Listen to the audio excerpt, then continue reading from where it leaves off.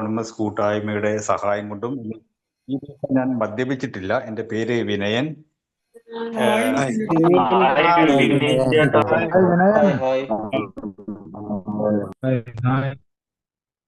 Hi, എല്ലാവർക്കും നമസ്കാരം. കഴിഞ്ഞ ദിവസം ഞാൻ ഈ ജ്വാല ഓൺലൈൻ മീറ്റിങ്ങിലെ ഒരു സേവകൻ, ഞാൻ അങ്ങോട്ട് ഒരു ദിവസം ഒരു മെസ്സേജ് അയച്ചു. കഴിഞ്ഞ ദിവസം ഈ വരുന്ന ബുധനാഴ്ച അല്ലെങ്കിൽ ഈ വരുന്ന ചില ദിവസങ്ങളിൽ എനിക്ക് ഫ്രീ ആണെങ്കിൽ ഞാനിങ്ങനെ ഒരു വിഷയം ഞാൻ അങ്ങോട്ട് ചോദിച്ചു. നീരസമാണ് ഈ പറയുന്ന നീരസം ഒരു പ്രധാന കുറ്റവാളി, അല്ലെങ്കിൽ ഈ പറയുന്ന പോലെ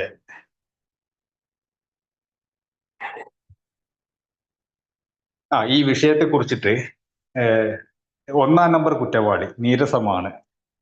ഇത് യഥാർത്ഥത്തിൽ ഞാൻ ഇതിനെപ്പറ്റി ചിന്തിക്കാനുണ്ടായ കാരണം, എൻ്റെ ഈ സുബോധ ജീവിതം മുന്നോട്ട് കൊണ്ടുപോകുമ്പോൾ ചില സമയങ്ങളിലൊക്കെ ഞാൻ വ്യക്തിപരമായിട്ട് വല്ലാതെ ഒരു അസ്വാതന്ത്ര്യം അനുഭവിക്കുന്നു. അപ്പൊ അതിൻ്റെ പേരാണോ സുബോധം, അല്ലെങ്കിൽ അത് ഇല്ലാത്ത അവസ്ഥയാണോ സുബോധം, അല്ലെങ്കിൽ അതിനെ മറികടക്കൽ അതിജീവിക്കലാണോ സുബോധം എന്നൊക്കെ ഇങ്ങനെ ചിന്തകളിലൂടെ കടന്നുപോയി. യഥാർത്ഥത്തിൽ പലതരം പ്രതികൂലമായിട്ട് പ്രവർത്തിക്കുന്ന വികാരങ്ങൾ ഒരു മദ്യാസക്തൻ എന്ന രീതിയിലും ഒരു മനുഷ്യൻ എന്ന രീതിയിലും ദൈനംദിന ജീവിതത്തിൽ വന്നു പോയിക്കൊണ്ടേയിരിക്കാറുണ്ട്. അത് ഇന്ന് മാത്രമല്ല, കുടിക്കുന്ന കാലഘട്ടത്തിന്റെ അല്ലെ കുടി തുടങ്ങുന്നതിന്റെ മുന്നേയും കുടിച്ചതിന് ശേഷവും കുടിയിൽ നിന്ന് മാറി നിൽക്കുമ്പോഴും ഈ പ്രശ്നം എന്തുകൊണ്ടാണ്, ഈ അനുഭവിക്കുന്ന ആ വികാരം എന്താണ് പൂർണ്ണമായി മാറാതെ നിൽക്കുന്നത്? ആൽക്കഹോളിക്സ് അനോണിമസിന്റെ മീറ്റിങ്ങുകളിൽ പങ്കെടുക്കുന്നു, ലിറ്ററേച്ചറുകളിലെ ചില ഭാഗങ്ങളിലൊക്കെ വല്ലപ്പോഴൊക്കെ നോക്കുന്നു, മീറ്റിങ്ങുകളിലെ അംഗങ്ങളുടെ ഷെയറിങ്ങുകൾ ശ്രദ്ധിക്കാൻ തുടങ്ങി. ആദ്യകാലത്തൊക്കെ ഞാൻ എന്ത് പറയണമെന്നതിനെ കുറിച്ച് ആലോചനയിൽ ശ്രദ്ധിക്കാറ് വളരെ കുറവായിരുന്നു. അപ്പൊ അതിലൊക്കെ മാറ്റം വന്നു. പുസ്തകങ്ങളിലെ ചില വരികളോ മറ്റതോ ഒരു ഹാർട്ട് ടച്ച്, ഹൃദയത്തിൽ സ്പർശിച്ചു കഴിഞ്ഞാൽ അതിന്റെ വിശദാംശങ്ങൾ തേടി പോകാൻ തുടങ്ങി, അല്ലെങ്കിൽ അതിനെക്കുറിച്ച് അറിയാനുള്ള ആഗ്രഹം ജനിക്കാൻ തുടങ്ങി.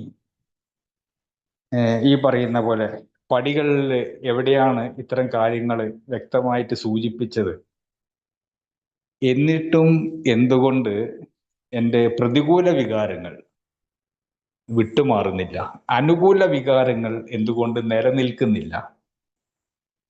അപ്പൊ ഇത് ആൽക്കഹോളിസത്തിന്റെ മാത്രം പ്രശ്നമാണോ, കുടിച്ചത് കൊണ്ട് മാത്രം സംഭവിച്ച ഒരു മാനസിക അവസ്ഥയാണോ എന്നൊക്കെ ചിന്തിക്കേണ്ടി വന്നു. അങ്ങനെ ഇരിക്കുകയാണ് കഴിഞ്ഞ ഏതോ ഒരു ദിവസത്തിലൊരു പത്രത്തിലാണോ ഇനി ഫേസ്ബുക്ക് സ്റ്റോറിയിലാണോ എന്തോ അറിയില്ല, അച്ഛനെ കൊന്ന അത് കണ്ട ഒരു മകൻ ചെറിയ കുട്ടിയായിരുന്നപ്പോൾ അത് ദൃക്സാക്ഷിയായിരുന്നു. വർഷങ്ങൾക്ക് ശേഷം ആ കൊലപാതകിയെ ഈ മകൻ വളർന്നു വന്നതിന് ശേഷം അതുപോലെ വെട്ടിക്കൊന്നു. അപ്പോ അതിൻ്റെ പേരാണോ പക, അല്ലെങ്കിൽ അതിൻ്റെ പേരാണോ നീരസം, അതിൻ്റെ പേര് ദേഷ്യം എന്നാണോ? അയാൾ മദ്യാസക്തനുമല്ല. അയാളുടെ ജീവിതം ആ ഒരു പ്രശ്നം കൊണ്ട് അത്രയും കാലഘട്ടങ്ങളിൽ അനിയന്ത്രിതമായ മദ്യത്തിലേക്ക് ആ വ്യക്തി പോയിട്ടില്ല.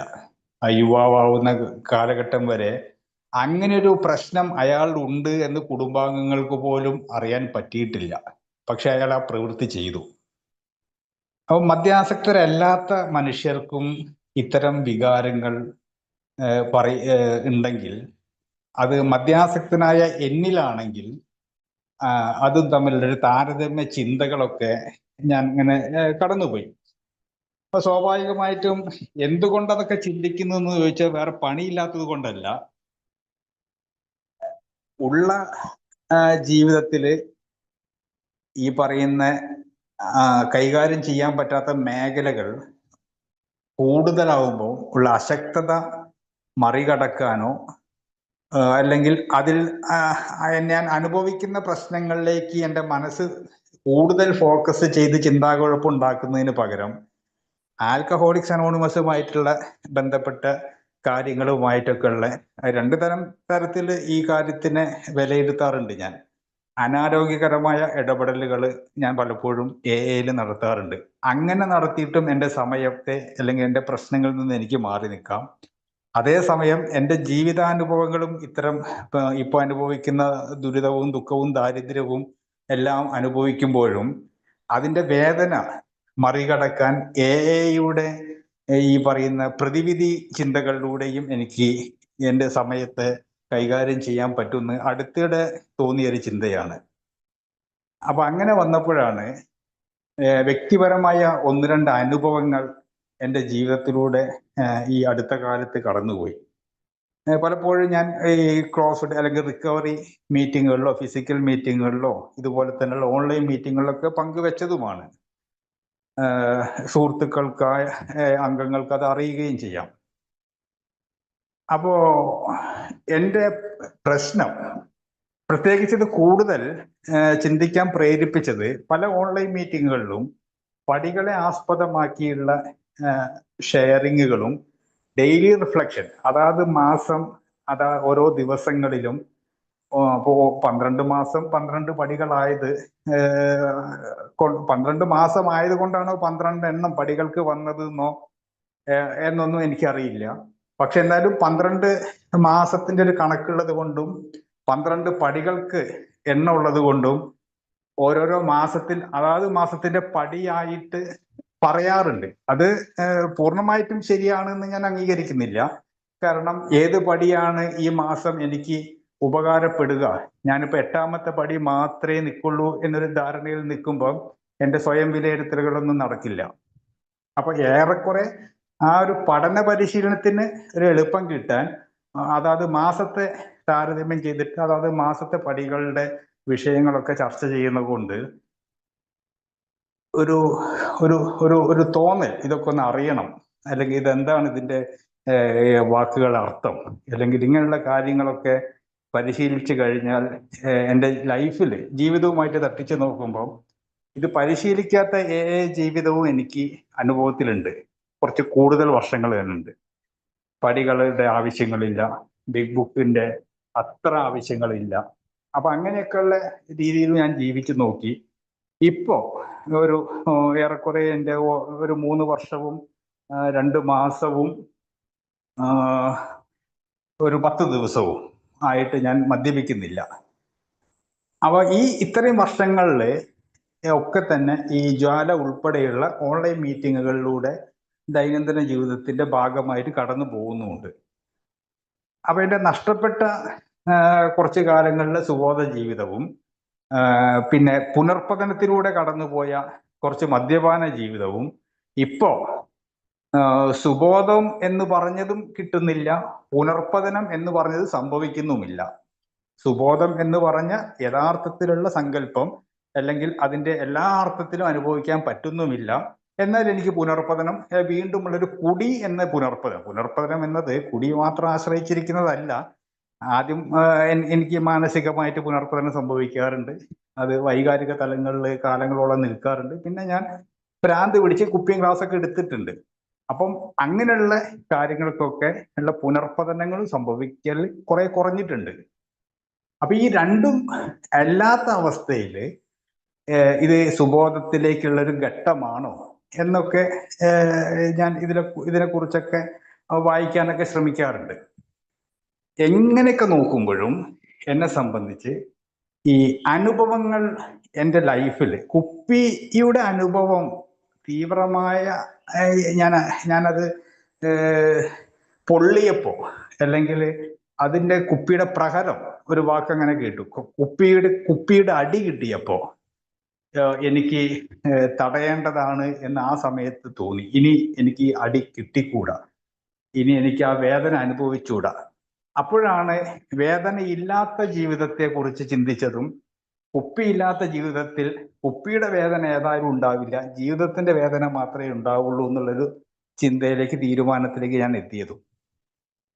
ഇവിടെ അതിനുശേഷമുള്ള എൻ്റെ ഈ പറയുന്ന മദ്യപിക്കാത്ത കാലങ്ങളിൽ കഴിഞ്ഞ കുറച്ച് ദിവസങ്ങളൊക്കെ ആയിട്ട് അല്ലെങ്കിൽ മാസങ്ങളായിട്ട്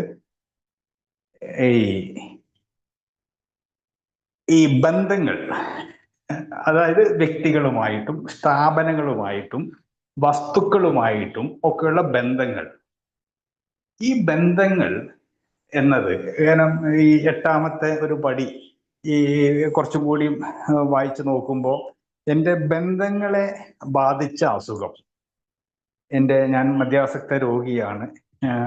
അതിൻ്റെ ഒരു ആത്മീയ രോഗത്തിൻ്റെ ഒരു പരിവേഷം കൂടിയുണ്ട്. അപ്പൊ അതൊക്കെ തന്നെ എൻ്റെ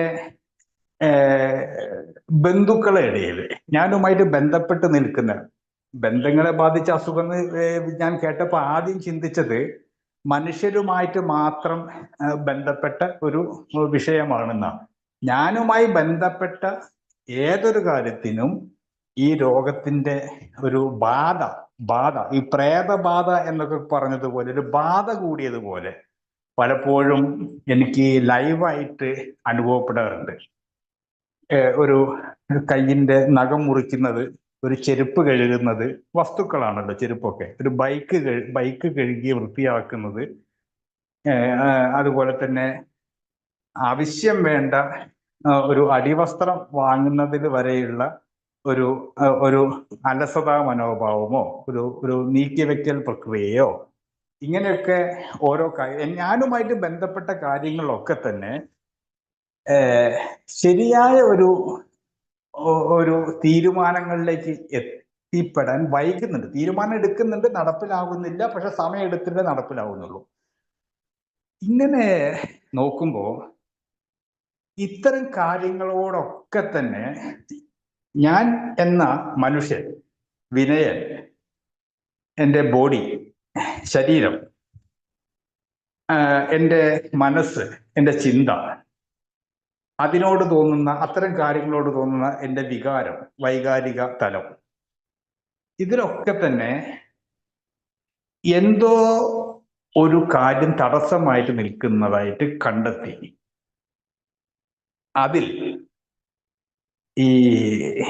ഇന്ന് ഒരു മൂഡില്ല, ഇന്ന് തോന്നിയില്ല എന്നൊക്കെ പറയുമ്പോഴും അതിന്റെ പിന്നിൽ പ്രവർത്തിക്കുന്ന ഒരു വൈകാരിക അവസ്ഥ എന്താണ് എന്ന് നോക്കുമ്പോൾ ഞാൻ എന്നൊരു മനുഷ്യൻ പറ്റുന്നില്ല പല കാര്യങ്ങളും. അപ്പം എന്നിൽ എന്തോ ഒരു കുറ്റമുണ്ട്, എന്നിൽ എന്തോ ഒരു കുറവുണ്ട്. അപ്പോൾ ഞാൻ പെട്ടെന്ന് തന്നെ പറഞ്ഞു, ഞാനൊരു രോഗിയാണ്. കാലങ്ങളോളം പറഞ്ഞ് ശീലിച്ചത് ഞാനൊരു രോഗാവസ്ഥയിലാണ്, ഞാൻ മദ്യപാന രോഗിയായതുകൊണ്ട് എനിക്ക് ഇങ്ങനെയൊക്കെയുള്ള ചില ഡീമെറിറ്റ്സ്, പാകപ്പിഴകളൊക്കെ എനിക്കുണ്ട്. അപ്പോ ഞാൻ ഇങ്ങനെയായാൽ മതിയോ? ഇങ്ങനെയായാൽ ഞാൻ എങ്ങനെ ഈ കാര്യങ്ങളൊക്കെ നടപ്പിൽ വരുത്തും? വളരെ ലളിതമായ കാര്യങ്ങളിൽ മാത്രമാണ് ഞാൻ ചിന്തിക്കുന്നത്. ഇതുപോലെ നേരത്തെ പറഞ്ഞതുപോലെ ഇപ്പോഴും ഞാൻ നിങ്ങളോട് ബോധ്യപ്പെടുത്തുന്നു, എൻ്റെ ഈ മഴക്കാലം ആയതുകൊണ്ട് പലപ്പോഴും ചെരുപ്പിന്റെ ഉള്ളിൽ വെള്ളം കയറിക്കഴിഞ്ഞാൽ അത് കുറച്ച് ദിവസം സ്മെല്ല് വരും ചില സമയങ്ങളിൽ. പിന്നെ അത് 2 ദിവസം വെയിലൊക്കെ ആവുമ്പം തണുപ്പിന്റെ അല്ലെങ്കിൽ അതിന്റെ നനവൊക്കെ ഒന്ന് പോയി വരുമ്പോൾ സാധാരണഗതിയിൽ പ്രശ്നമൊന്നും ഇല്ലാതുള്ളൊരു തോന്നൽ വരാറുണ്ട്. അതും കഴിഞ്ഞ് ചില സമയത്ത് ഒന്ന് നനഞ്ഞു കഴിഞ്ഞാൽ വീണ്ടും ആ സ്മെല്ല് വരുന്നു. ഒരു കാര്യം മാത്രം എനിക്ക് ചെയ്താൽ മതി, ആ ചെരുപ്പൊന്ന് സോപ്പിട്ട് കഴുകി കഴിഞ്ഞാൽ ആ പ്രശ്നം അവസാനിപ്പിക്കാം. ഇപ്പോ അതിനത്ര പ്രശ്നമില്ലല്ലോ എന്നൊരു തോന്നലില് ഞാൻ മാറി നിൽക്കുന്നു. യഥാർത്ഥത്തിൽ ആ ഒരൊറ്റ കാര്യം മാത്രം എടുത്ത് പരിശോധിക്കുമ്പോൾ ജീവനില്ലാത്തൊരു ചെരുപ്പുമായിട്ടുള്ള എൻ്റെ ബന്ധത്തിന്റെ ഈ ഒരു പരിപാലനത്തിൽ വരുന്ന ഈ ഈ അലംഭാവം എന്തുകൊണ്ട് എന്നൊക്കെ എനിക്ക് ഒന്ന് ചിന്തിച്ചു പോയപ്പോ, എൻ്റെ കുട്ടിക്കാലത്ത് എനിക്ക് ഈ ചെരുപ്പ് തേഞ്ഞു കഴിഞ്ഞാൽ, ഹവായി ചെരുപ്പാണെന്നൊക്കെ പലപ്പോഴും സ്കൂളിൽ പോകുമ്പോഴൊക്കെ അന്നത്തെ ഒരു അങ്ങനെയാണ്, അന്ന് അതേ കിട്ടുള്ളൂ.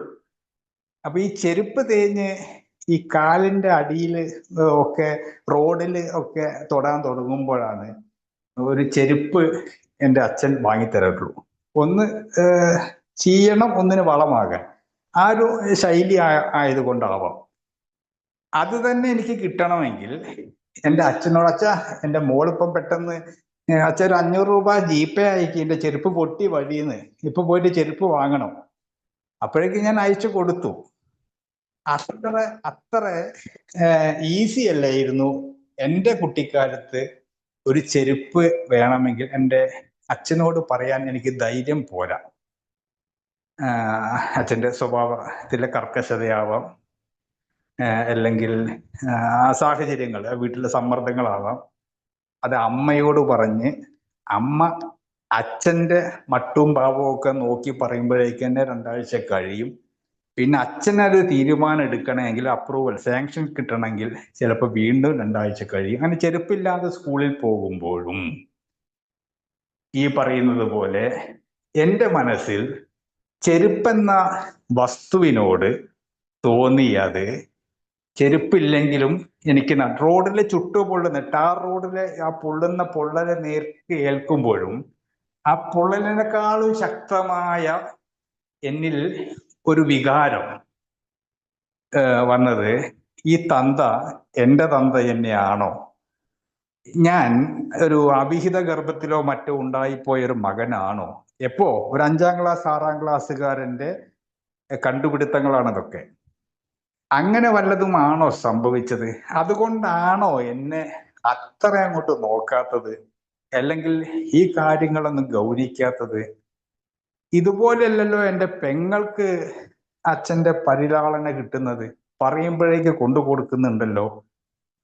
സത്യത്തിൽ അതിൻ്റെ ഒരു റൂട്ട്, ആ വേരുകളുടെ ആഴം കണ്ടെത്തിയത് ഇന്ന് ഈ വെള്ളം നനഞ്ഞ് ഈ പറയുന്ന സ്മെല്ല് വരാൻ തുടങ്ങിയ ആ ചെരുപ്പ് കഴുകാനുള്ള എൻ്റെ അലംഭാവം അന്നത്തെ, അല്ലെങ്കിൽ ഏതോ എൻ്റെ കുടിയുടെയൊക്കെ മുന്നേ, വർഷങ്ങൾക്ക് മുന്നേ എന്നിലുണ്ടായ ഒരു ചെരുപ്പ് കാരണം എന്നിലുണ്ടായ എൻ്റെ സ്വന്തം പിതാവിനോട് തോന്നിയ ആ വൈകാരിക അവസ്ഥ ഇന്ന് ഞാൻ പ്രകടിപ്പിക്കുന്നത് അതില് എനിക്ക് കണ്ടെത്താൻ പറ്റിയ കാര്യമാണ്. അപ്പോ ഇത് വെറും ഒരു ദേഷ്യത്തിൽ പറയാൻ പറ്റില്ല. അന്ന് എനിക്ക് ദേഷ്യം തോന്നി, അച്ഛൻ ചെരുപ്പ് വാങ്ങി തന്നില്ല, അല്ലെങ്കിൽ പറഞ്ഞ സമയത്ത് കിട്ടിയില്ല, എനിക്ക് അച്ഛനോട് ദേഷ്യം തോന്നി. അപ്പൊ ദേഷ്യമല്ല ഈ വികാരം, പെട്ടെന്ന് തോന്നിയ ഒരു ദേഷ്യമല്ല. മാസങ്ങളോളം, വർഷങ്ങളോളം, അതിനുശേഷം ഞാൻ ജോലിയൊക്കെ കിട്ടി, ഞാൻ ബാറ്റയുടെ ഏറ്റവും നല്ല ഷൂസ് വാങ്ങി ഞാൻ ധരിച്ചു. 2 ചെരുപ്പുകൾ ഒരുമിച്ച് ധരിച്ചു. ഒരുമിച്ച് ധരിക്കാൻ ഉദ്ദേശിക്കുന്നത് 2 സെറ്റ്, 2 ജോഡി. ഒന്ന് ഈ പറഞ്ഞ പോലെ ഓഫീസിൽ പോകുമ്പോഴും ഇടാനും, എൻ്റെ ജോലിക്ക് ഇടാനും. ഒന്ന് സാധാരണ പുറത്തൊക്കെ പോകുമ്പോൾ ഇടാനും. ഈ അമ്പലത്തിലൊക്കെ പോകുമ്പോൾ ഷൂസ് ഇട്ട് പോകാൻ പറ്റില്ലല്ലോ, ഷൂസും സോക്സ് ഒന്നും. അപ്പൊ അതിന് വേണ്ടിയിട്ട് മറ്റൊന്നും. ശരിക്കും അതുപോലും അതിൻ്റെ പിന്നിൽ ഒരു ഞാൻ വാങ്ങി, അല്ലെങ്കിൽ എന്നെ കൊണ്ടാവും, ഇനി ഇവരെ ഒരു ഓശാരം എനിക്ക് വേണ്ട ഒരു പ്രതികാരത്തിൻ്റെ ഒരു തലം എൻ്റെ മനസ്സിൽ. അപ്പൊ എനിക്ക് ആവശ്യമുള്ളൊരു സാധനം വാങ്ങുമ്പോഴും അത് സ്വാഭാവികമായ ആവശ്യത്തിന് ഉപയോഗിക്കാനാണ് എന്ന ചിന്തയ്ക്കപ്പുറം ഇത് കാലങ്ങൾക്ക് മുന്നേയുള്ള ഒരു പ്രതികാരത്തിൻ്റെ ആ വസ്തുവിലൂടെ ഞാൻ പ്രകടിപ്പിച്ചപ്പോൾ യഥാർത്ഥത്തിൽ എനിക്ക് ഇതിനെക്കുറിച്ച് ഒന്ന് പഠിക്കേണ്ടി വന്നു. അങ്ങനെയാണ് ആൽക്കഹോളിക്സ് അനോണിമസിലെ ഈ പടികളുടെ ഭാഗമായിട്ട് പോകുമ്പം ഈ 4ാമത്തെ പടി ഇതെങ്ങനെ പ്രവർത്തിക്കുന്നു എന്ന അധ്യായത്തിൽ 64 ആണ് പേജ് നമ്പർ കാണുന്നത് മലയാളത്തിൽ. ഇംഗ്ലീഷിലും 64 തന്നെയാണ് ആ പേജ് നമ്പർ കാണുന്നത്. അതിൽ അവസാന പാരഗ്രാഫിൽ, ആ പേജിൽ അവസാന പാരഗ്രാഫിൽ ഒരു വാക്ക് കണ്ടു. ആ വാക്ക് ഇങ്ങനെയാണ്: ഒരു മിനിറ്റ്, അതൊന്നും എടുക്കട്ടെ. ആ വാക്ക് ഇങ്ങനെയാണ് വരുന്നത്: resentment is the number one offender. വിദ്വേഷമാണ് പ്രധാന ശത്രു എന്നാണ് മലയാളത്തിൽ കണ്ടത്. പക്ഷെ അത് എനിക്കൊരു എരിവും പുളിയും പോരാത്തതുപോലെ തോന്നി. അത്ര അങ്ങോട്ട് എര പോരാ. വിദ്വേഷം എന്ന് പറഞ്ഞാൽ വേറിട്ട ദേഷ്യമെന്നോ വീണ്ടും വന്ന ദേഷ്യമെന്നോ വേണമെങ്കിൽ ഒന്ന് ആ അർത്ഥത്തെ ഒന്ന് നീട്ടി വലിക്കാം. പക്ഷെ ഇംഗ്ലീഷ് പുസ്തകത്തിൽ പറഞ്ഞത് resentment is the number one offender. Offender എന്ന് ഉദ്ദേശിക്കുന്നത് കുറ്റം ചെയ്യുന്നവൻ, പാപം ചെയ്യുന്നവൻ എന്നൊക്കെ ഒരു അർത്ഥമാണ് കണ്ടെത്താൻ പറ്റിയത്, കുറ്റവാളി. പക്ഷെ ചെയ്തത് ഞാനാണല്ലോ, എന്നിലാണല്ലോ ഈ വികാരം വന്നത്. പക്ഷെ ബിഗ് ബുക്ക് എന്തുകൊണ്ട് പറയുന്നു വിനയനാണ് കുറ്റവാളി എന്ന് പറയുന്നില്ല? The resentment is the number one offender, അത് മാത്രമേ പറയുന്നുള്ളൂ. ഈ ഒരു പോയിന്റ് ആണ് ഇന്നത്തെ ആ വിഷയത്തിലേക്ക് എന്നെ എത്തിച്ചത്. ഈ American medical association alcoholism is a disease not a crime, ഇതൊരു കുറ്റമല്ല, ഇതൊരു രോഗമാണ് എന്ന് ഒരു പ്രമേയം പാസ്സാക്കിയിട്ടാണ് അവതരിപ്പിക്കുന്നത്. കാരണം ഇത് തെറ്റിദ്ധരിച്ചൊരു കാര്യമാണ്. ആരാണ് മദ്യാസക്തി രോഗമാണെന്ന് പറഞ്ഞത്? ആൽക്കഹോളിക്സ് അനോണിമസിലെ മുതിർന്ന ചില അംഗങ്ങൾ പല മീറ്റിങ്ങുകളിലും പറഞ്ഞു കേട്ടിട്ടുണ്ട്, WHO പ്രഖ്യാപിച്ചു എന്ന്.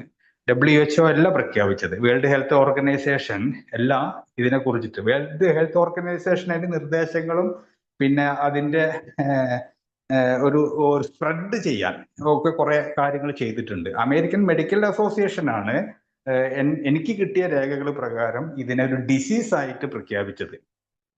ആ ഡിസീസില് അപ്പൊ എനിക്ക് പെട്ടെന്ന് ഓർമ്മ വന്നത്, എന്തുകൊണ്ട് ബിഗ് ബുക്ക് എന്നെ കുറ്റവാളി ആക്കുന്നില്ല? ഞാനാണ് ഈ ഒരു മാനസിക കുറ്റം ചെയ്തുകൊണ്ടിരിക്കുന്നത്.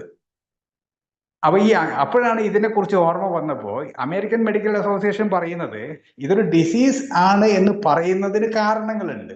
വെറുതെ അങ്ങോട്ട് പറഞ്ഞു കഴിഞ്ഞാൽ വിശ്വസിക്കുന്ന ഒരു ലോകമല്ല അന്നും ഇന്നും. ഈ ഫിസിക്കൽ അലർജിയും ഈ മെന്റൽ ഒബ്സഷനും ഏതോ എല്ലാം കൂടി കലർന്ന കുറെ കട്ടുകട്ടിയ വാക്കുകളൊക്കെ ചേർത്തിട്ട് പറഞ്ഞത് ഡിസീസാണ്. അതിൽ പറയുന്ന ഒരു പ്രധാന ഡെഫിനിഷനിൽ പറയുന്ന പ്രധാന ഒരു വരികളുണ്ട്.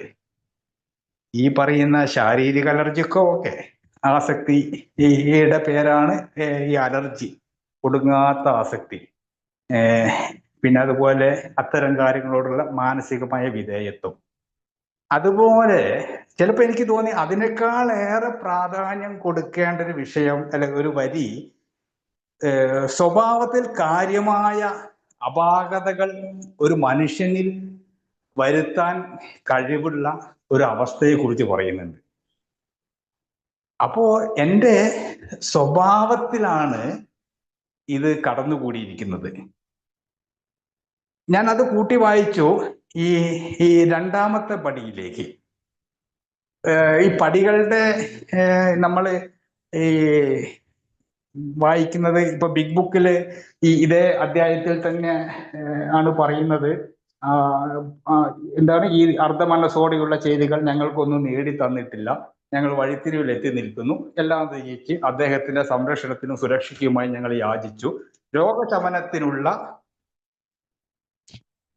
സോറി ഒരു കാള് വന്നതാണ് സോറി. രോഗശമനത്തിനുള്ള പരിപാടി എന്ന നിലയിൽ നിർദ്ദേശിക്കപ്പെട്ട നടപടികൾ താഴെ വിവരിക്കുന്നു. അതിൽ രണ്ടാമത്തെ പടി, അല്ലെങ്കിൽ ഞങ്ങളെ സുബോധവാന്മാരാക്കുവാൻ ഞങ്ങളെക്കാൾ ഒരു വലിയ ശക്തിക്ക് മാത്രമേ പറ്റുകയുള്ളൂ എന്ന് വിശ്വസിക്കാൻ തുടങ്ങി.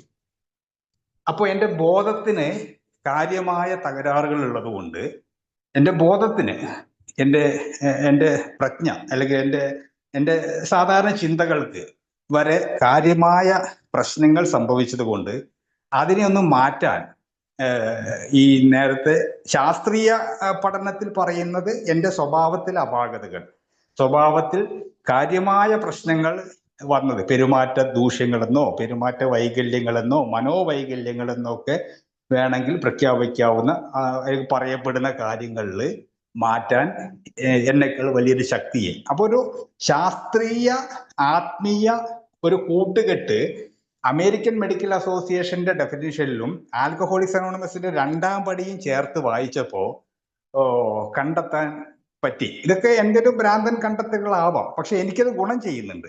അതുകൊണ്ടാണ് ഞാനത് പങ്കുവെക്കാൻ ആഗ്രഹിക്കുന്നത്. അപ്പൊ ഈ സ്വഭാവത്തിലെ ഈ പ്രശ്നങ്ങൾ, ഇങ്ങനെയുള്ള ചില ഉദാഹരണങ്ങൾ, ആ 2ാമത്തെ പടി ഈ AMA ഡെഫിനിഷനും എല്ലാം കൂടി കൂട്ടി വായിച്ച് പിന്നെയും ഈ എയുടെ എഴുത്തും കുത്തുമായിട്ടൊക്കെ മുന്നോട്ട് പോയപ്പോ 4ാമത്തെ ഒരു ഘട്ടത്തിലേക്ക്, ആ പടിയിലേക്ക് എത്തിയപ്പോ, ഒരു വിലയിരുത്തലിലേക്ക് എത്തിയപ്പോ, ഇന്നത്തെ ചെരുപ്പിന്റെ പ്രശ്നമല്ല ഞാൻ എഴുതിയത്.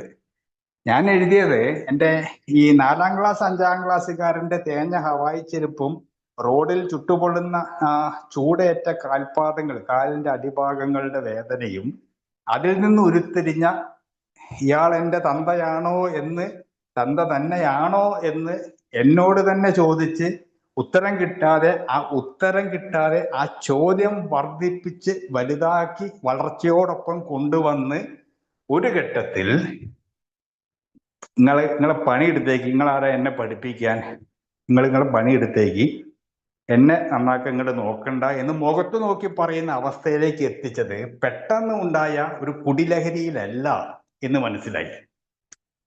അപ്പോഴാണ് ഈ വേഡ് എനിക്ക് ഒന്ന് സ്ട്രൈക്ക് ചെയ്തത്. ഞാൻ അങ്ങനെ പറഞ്ഞപ്പോ, എൻ്റെ അച്ഛനും മുഖത്ത് നോക്കി പറഞ്ഞപ്പോ, എൻ്റെ അമ്മമ്മ അന്ന് വീട്ടിലുണ്ട്. അമ്മമ്മ ഇടയ്ക്ക് ഞങ്ങളുടെ കൂടെ താമസിക്കാൻ വരും. ഈ അമ്മമ്മ അച്ഛമ്മയും വീട്ടിലുണ്ട്. ഈ വലിയൊരു സീനാണത്. കാരണം എന്നെ പിടിച്ച് എന്നെ മുറ്റത്തേക്ക് തള്ളി മാറ്റി, ഞാൻ മുറ്റത്തെ ഒരു കടലാസ് കഷ്ണം എറിഞ്ഞാൽ വീഴുന്ന പോലെ ഞാൻ മലർന്ന് വീഴുന്നു. ഒരു രാത്രി സമയമാണ്, രാവിലെ ഇറങ്ങിപ്പോയതാണ് ഞാൻ. കള്ളും കഞ്ചാവും അടിച്ചിട്ടാണ് തിരിച്ചു വന്നത്. ശബ്ദം കൂടി. എൻ്റെ നാട്ടുപുറത്ത് ആ വീട്ടിൻ്റെ നാട്ടുകാരെല്ലാം ചുറ്റും കൂടി. അമ്മമ്മ പറഞ്ഞു, പിന്നെ എനിക്ക് ആരോടാ സംസാരിക്കുന്നത്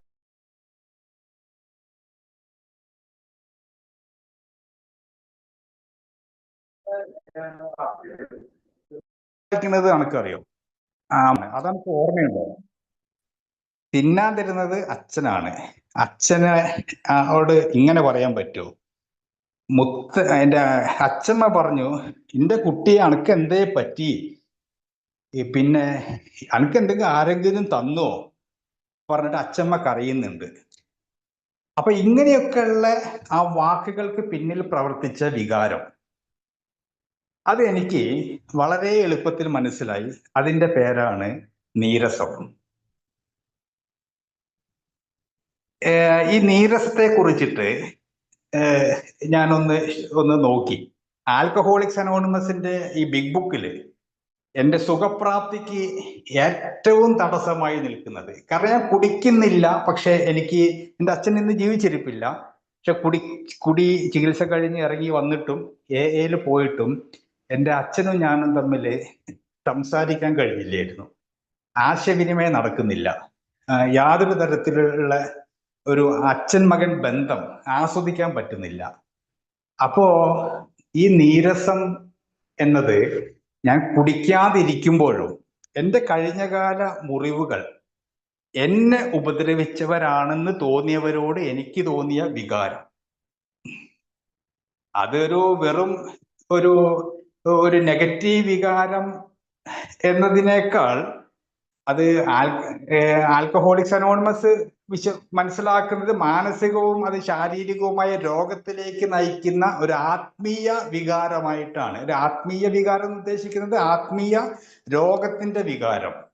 ഇത് ആസക്തിയെ വർദ്ധിപ്പിച്ചു. കുടി നിർത്തിയിട്ടും ഈ പറയുന്ന അംഗീകരിക്കാത്ത, സ്നേഹിക്കാത്ത, പരിഗണിക്കാത്ത ഇവരുടെ ഇടയിൽ ഇതിലും നല്ലത് ഷാപ്പിൽ കൂടെ കുടിക്കുന്നവരാണ് എന്നൊരു തോന്നലൊക്കെ പലപ്പോഴും വരികയും വീണ്ടും ഞാൻ കുടിയിലേക്ക് പോവുകയും ചെയ്തിട്ടുണ്ട്. അപ്പൊ ഈ ഒരു കണ്ടെത്തൽ നടത്താത്ത AA മീറ്റിങ്ങിലായിരിക്കുകയും AAയിലാണെന്ന് വിശ്വസിക്കുകയും ചെയ്ത ഞാൻ തന്നെ എൻ്റെ ഈ അവസ്ഥയെ കുറിച്ചിട്ട് ഞാൻ അന്വേഷിക്കുകയോ പഠിക്കുകയോ ചെയ്തിട്ടില്ലായിരുന്നു. അതൊക്കെ തന്നെ ആ നീരസം, ഈ നീരസത്തെ കുറിച്ച് പറയുന്നത് അത് ഒരു ഫ്രഞ്ച് ഭാഷയിൽ നിന്ന് വന്നൊരു കാര്യമായിട്ടാണ് പറയുന്നത്. ആ വേർഡ് പറയുന്നത് റിസെന്റ്മെന്റ്. എന്ന് പറഞ്ഞാൽ വീണ്ടും, സെന്റിമെന്റ് എന്ന് പറഞ്ഞാൽ വികാരം, വീണ്ടും വീണ്ടും വന്നുകൊണ്ടിരിക്കുന്ന വികാരം. അത് വർഷങ്ങളോളം വേണമെങ്കിൽ കൊണ്ടു നടക്കാം, വർഷങ്ങൾക്ക് ശേഷമേ അത് പ്രകടിപ്പിക്കുള്ളൂ. അപ്പൊ അങ്ങനെയൊക്കെയുള്ള ഒരു പ്രത്യേക തരത്തിലുള്ള ഒരു വികാരമായതുകൊണ്ട് അതിനെ ഒരു നമ്പർ 1 ഒരു കൃത്യമായിട്ട് ആൽക്കഹോളിക്സ് അനോണിമസ് കാണുന്നുണ്ട്. ഇത് എൻ്റെ കുടി നിർത്തിയത് കൊണ്ടും മാറുന്നില്ല.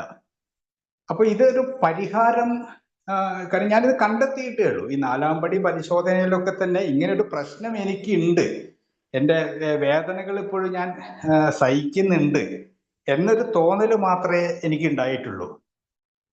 വീണ്ടും അത് ദൈവത്തോടും എന്നോടും മറ്റൊരാളോടും, വായ അടച്ച ഒരാളോടും. കാരണം ഞാൻ ഏറ്റു പറയുമ്പോൾ അത് ഈ സ്പോൺസറോട് പറയുക എന്നത് കേൾക്കാറുണ്ട്. അത് ഞാൻ ഉദ്ദേശിക്കുന്നത് സ്പോൺസർ ആയാലും അല്ലെങ്കിലും അവിടുന്ന് മാർഗനിർദ്ദേശം കിട്ടാനല്ല അത് പറയാൻ പോകുന്നത്, അവിടുന്ന് ഉത്തരത്തിനും അല്ല പറയാൻ പോകുന്നത്. എനിക്ക് എൻ്റെ ഉള്ളിലെ തെറ്റുകളും കുറ്റങ്ങളും ശരിയാണെന്ന് തോന്നിയ കാര്യങ്ങളും മറ്റൊരു വ്യക്തിയോട് പറയുമ്പോൾ എനിക്ക് പറഞ്ഞത് ശരിയാണോ എന്നൊരു ചിന്ത എന്നിൽ പ്രവർത്തിക്കും. അതുകൊണ്ട് ആൽക്കഹോളിക്സ് അനോണിമസിൽ ഞാൻ വായിച്ചു, ഒരു അപരിചിതനോടും ഇത്തരം കാര്യങ്ങൾ പറഞ്ഞ് ഗുഡ് ബൈ പറയാം. അപ്പോൾ അത് വായ മൂടിയ ആളായിരിക്കണമെന്ന് പ്രത്യേകം എനിക്കൊരു ഒരു ആർട്ടിക്കിളിൽ നിന്ന് കിട്ടി. ഇത് പറയുമ്പോഴേക്ക് ഉത്തരം തരുന്ന, മാർഗനിർദ്ദേശം തരുന്ന, പെട്ടെന്ന് ഈ പരിപാടി പണി തീർക്കുന്ന രീതിയല്ല 5-ാം പടിയിൽ ഞാൻ കണ്ടത്. അത്രയും ശക്തമായ ഒരു പ്രശ്നമാണ് എന്നെ സംബന്ധിച്ച് ഈ നീരസത്തിന്റെ കാര്യത്തിൽ വർഷങ്ങളോളം കുടി നിർത്തിയിട്ടും വിട്ടുമാറാത്ത രീതിയിൽ, പിടികൂടിയ രീതിയിൽ പിടിവിടാതെ അത് എന്നെ വേട്ടയാടിക്കൊണ്ടേയിരുന്നു. അപ്പൊ വീണ്ടും ഈ കാര്യങ്ങൾ സഹിച്ചും ഭാരം വഹിച്ചും ജീവിക്കുമ്പോൾ അത്തരം ഘട്ടങ്ങളിൽ സുബോധത്തിന്റെ ആനന്ദവും സന്തോഷവും അനുഭവിക്കാൻ പറ്റുന്നില്ല.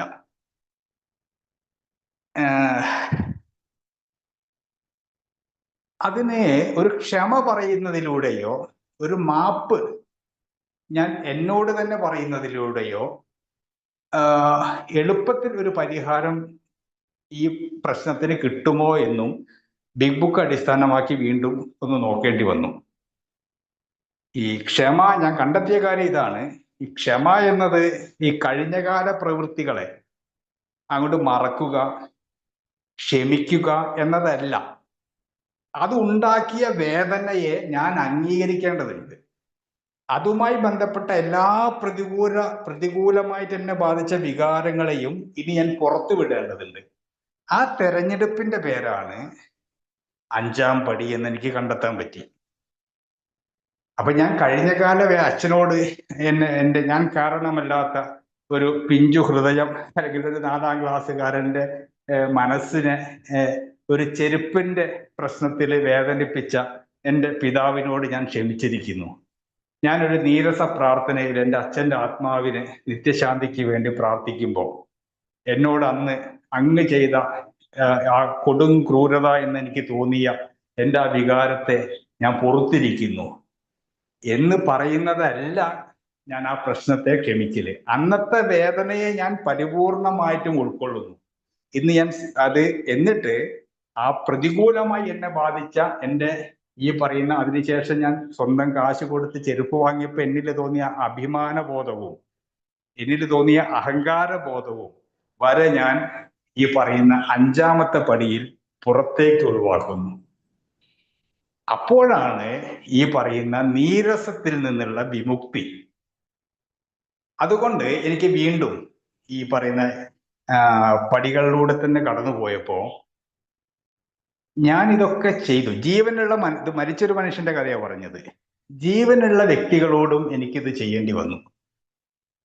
പക്ഷേ വളരെ നിരാശയായിരുന്നു ഫലം. വളരെ നിരാശാജനകമായ റിസൾട്ട്.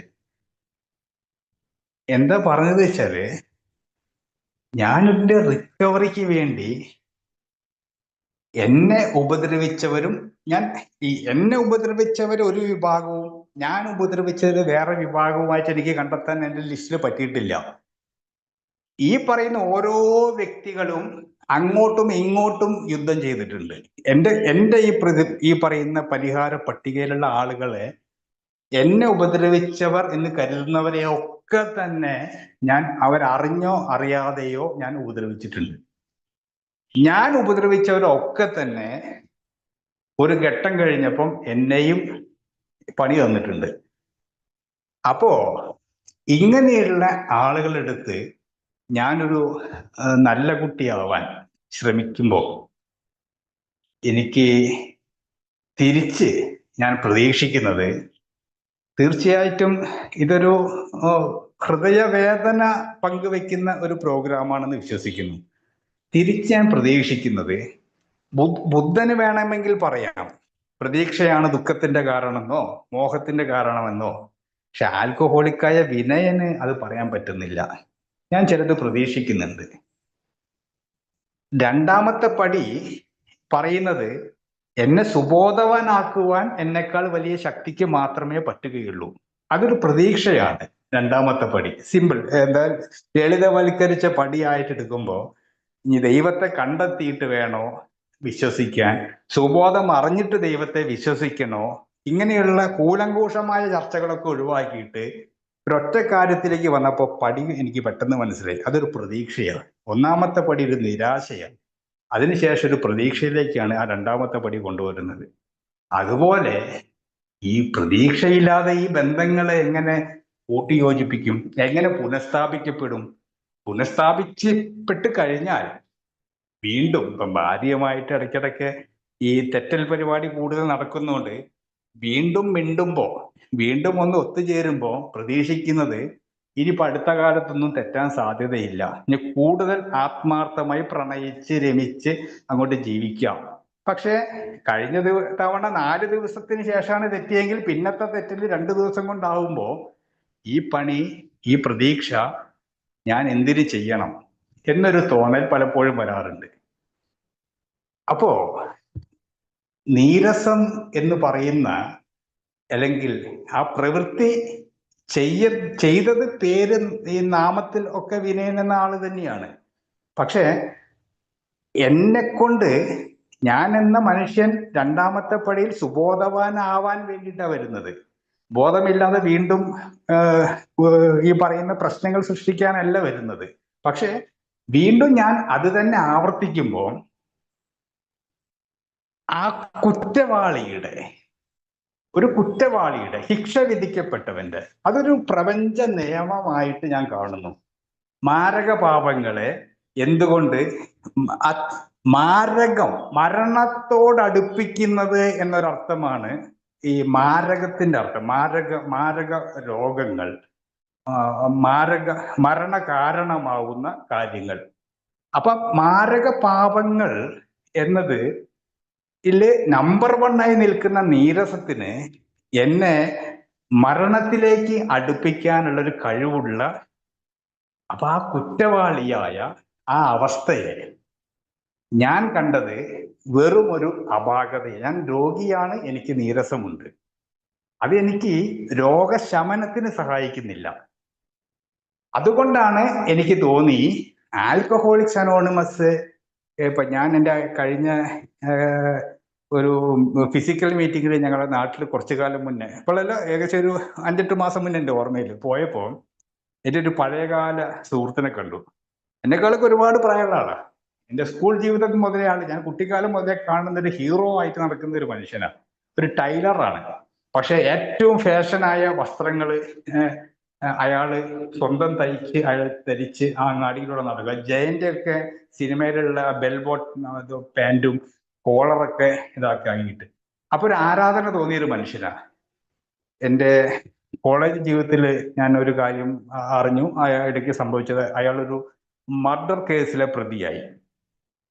അയാൾ മദ്യപിച്ചിരിക്കുന്ന സമയത്ത് ഒരു വാക്ക് തർക്കത്തിന്റെ പേരിൽ ന്യായമായ കാര്യത്തിന് അയാള് ഒന്ന് കൊടുവാള് വീശിയതാണ്, കൊല്ലാനല്ല, പക്ഷെ കൊല്ലപ്പെട്ടു. ആ മനുഷ്യൻ ഒളിവിൽ പോയി, അങ്ങനെ പല പ്രശ്നങ്ങളിലും അകപ്പെട്ടു. അന്നൊക്കെ ഏറ്റവും ഊർജ്ജസ്വലനായ ഒരു ഫാഷൻ ഡിസൈനർ, അന്നൊന്നും ഈ കോഴ്സ് പോലും ഇല്ല എൻ്റെ അറിവിലൊന്നും, ഫാഷൻ ഡിസൈനിങ്. പക്ഷെ ഒരു പ്രഗത്ഭനായ ഫാഷൻ ഡിസൈനറുടെ രൂപത്തിൽ കണ്ട മനുഷ്യൻ ഒരു നിത്യ കള്ളുകുടിയനായി. ആ കുടിയനെ ജയിലിലടച്ചു. കൊലപാതക കുറ്റത്തിൽ പിന്നെ പരോളിലിറങ്ങി, മുങ്ങി, വീണ്ടും പിടിച്ചു. എന്തായാലും ആ കേസ് അവസാനം കഴിഞ്ഞു. അത് മനഃപൂർവ്വമല്ലാത്ത ഒരു നരഹത്യയായിട്ട് ആളെ വെറുതെ വിട്ടു. പിന്നെ കാണുന്നത് അയാളെയും കൊണ്ട് ഞാൻ ഒരു മീറ്റിങ്ങിലേക്ക് ഞങ്ങൾ ഒരുമിച്ച് പോവുകയാണ്.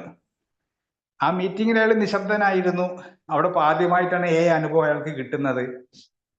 വർഷങ്ങൾക്ക് മുന്നേ അയാൾ മീറ്റിംഗ് കഴിഞ്ഞ് ഇറങ്ങുമ്പോൾ എന്നോട് പറഞ്ഞു, എൻ്റെ ഒരു കുട്ടി, മോള് ഈ ചെറുതാവുമ്പം ചെറിയ തോർത്തുമുണ്ടൊക്കെ സാരി പോലെ ഉടുത്തിട്ട് കണ്ണാടിക്ക് മുന്നിൽ നിന്നിട്ട് പുസ്തകമൊക്കെ ഇങ്ങനെ മാറോട് ചേർത്ത് പിടി, അച്ഛാ ഞാനൊരു ടീച്ചറെ പോലെ ഇല്ലേ. ആ കുട്ടിയുടെ ആഗ്രഹമായിരുന്നു ടീച്ചർ. ആ കുട്ടി ഡിഗ്രിക്ക് പഠിക്കുമ്പോഴായിരുന്നു ഇയാൾ കൊലപാതക കുറ്റത്തിന് ജയിലിലാവുന്നത്. ആ കുട്ടിക്ക് പുറത്തിറങ്ങാൻ പറ്റാതെയായി. ആ കുട്ടിയെ എല്ലാവരും കളിയാക്കി, കൊലപാതകിയുടെ മകൾ. ആ കുട്ടി കോളേജ് വിദ്യാഭ്യാസം അവസാനിപ്പിച്ചു. ആ കൊലപാതകത്തിന്റെ തലേ ദിവസം നിങ്ങളെ ഈ കൂട്ടായ്മ കണ്ടിരുന്നെങ്കിൽ എൻ്റെ മോളുന്നൊരു ടീച്ചറായേനെ. ആ മനുഷ്യൻ, എൻ്റെ കണ്ണ് നിറയുന്നുണ്ട് ഇത് പറയുമ്പോൾ, ആ മനുഷ്യൻ കരഞ്ഞുകൊണ്ട് എന്നോട് പറയാം, യഥാർത്ഥത്തിൽ ആ കൊലപാതകം നടന്ന് അത് ഒരു നീരസത്തിൽ നിന്നുമല്ല. അത് പറയാനാണ് ഞാനിത് പറഞ്ഞത്. ആ മനുഷ്യൻ ആ ഒരു പ്രശ്നത്തിന്റെ പേരിൽ അമിതമായിട്ട് കുടിയിലേക്ക് പോയതും നീരസത്തിന്റെ പിൻബലത്തിലല്ല. ആ സമയത്തുണ്ടായ ഒരു ദേഷ്യപ്രകടനം, ഒരു കൊടുവാൾ വീശലിൽ മറ്റവന്റെ കഴുത്ത് ഛേദിക്കപ്പെട്ട ഒരു സംഭവം ഉണ്ടായി. അപ്പോ ഈ നീരസത്തെ തെറ്റിദ്ധരിച്ച് ദേഷ്യമാണെന്നും ദേഷ്യത്തെ തെറ്റിദ്ധരിച്ച് നീരസമാണെന്നും കാണുന്ന ഈ അറിയാത്ത പരിശീലനങ്ങളും എന്നെ പലപ്പോഴും ആശയക്കുഴപ്പത്തിലാക്കിയിട്ടുണ്ട്. അപ്പൊ അതുകൊണ്ടാണ് ഈ പറയുന്ന കാര്യത്തിലേക്ക് ഞാൻ കുറ്റം ആരോപിക്കപ്പെടുന്നത്, കുറ്റം ശരിയായ രീതിയിൽ കുറ്റവാളി ആണ് എന്ന് ഞാൻ നീരസത്തിനെ കുറ്റവാളി എന്ന് ഇത്രയും ആർജവത്തിൽ പറയുന്നത് ബിഗ് ബുക്കിൽ ഏറ്റവും കൂടുതൽ ആവർത്തിച്ചൊരു വാക്ക്. പിന്നെ വളരെ മറ്റെല്ലാ സ്വഭാവ വൈകല്യങ്ങളെക്കാളും ഒരുപടി മുന്നിൽ സ്ഥാപിച്ച ഒരു പ്രത്യേക വികാരം, വീണ്ടും ആവർത്തിക്കുന്ന റീസെന്റ്മെന്റ്, വീണ്ടും ആവർത്തിക്കുന്ന ഒരു വൈകാരിക തലം, അതാണ് ഇത് വന്നുകൊണ്ടേയിരിക്കുന്ന തലം. അപ്പൊ അങ്ങനെയുള്ള ഒരു സാധനത്തെ മുന്നിൽ പലപ്പോഴും നിസാരമായ ദേഷ്യങ്ങൾക്കൊക്കെ അത് നീരസമാണെന്ന് തെറ്റിദ്ധരിച്ച് അനാവശ്യ കാര്യങ്ങളിൽ പോയി മാപ്പപേക്ഷിക്കുകയും ക്ഷമ പറയുകയും അതിന് തിരിച്ചടി വേണ്ട, ഞാൻ നേരത്തെ പറഞ്ഞു അതിന് ഉത്തര പറയുന്നത്, വേണ്ടത്ര രീതിയിൽ എന്നെ പരിഗണിച്ചില്ല, വേണ്ടത്ര രീതിയിൽ ഞാൻ മാപ്പ് പറഞ്ഞിട്ട് എന്നെ സ്വീകരിച്ചില്ല, ഞാൻ തെറ്റ് സമ്മതിക്കാൻ തയ്യാറായി, അവര് അത് അതേ അർത്ഥത്തിൽ ഉൾക്കൊണ്ടില്ല. അപ്പൊ ഇങ്ങനെയുള്ള ഈ പെട്ടെന്ന് എന്താ സ്വർഗസ്ഥനാവാൻ അല്ലെങ്കിൽ സ്വർഗത്തിന്റെ വാതിൽ കിട്ടും എന്നൊരു പ്രതീക്ഷയിൽ ചെയ്യുന്ന ഈ സുബോധ പരിപാടി പലപ്പോഴും അവതാളത്തിലായ അനുഭവങ്ങളും എൻ്റെ ലൈഫിൽ വന്നു പോയിട്ടുണ്ട്. പെങ്ങൾ, അളിയൻ, അമ്മ, അംഗങ്ങൾ, ഇവരുടെ അടുത്തൊക്കെ പോയിട്ട് ഈ പറയുന്ന കാലങ്ങളോളം കൊണ്ടു നടന്ന നീരസങ്ങളും വിഷമങ്ങളൊക്കെ ആണെന്ന് കരുതി അവർക്കതിൻ്റെ ആവശ്യമില്ലായിരുന്നു. അതുകൊണ്ട് എനിക്ക് 8 എന്ന് കേൾക്കുമ്പോഴേക്ക് ഞാൻ കയറെടുക്കേണ്ടിയില്ലായിരുന്നു. 9ലും പറയുന്നു സമയമെടുക്കാം, ചിലപ്പം അവസരം കിട്ടിയാൽ മാത്രം ചെയ്താൽ മതി.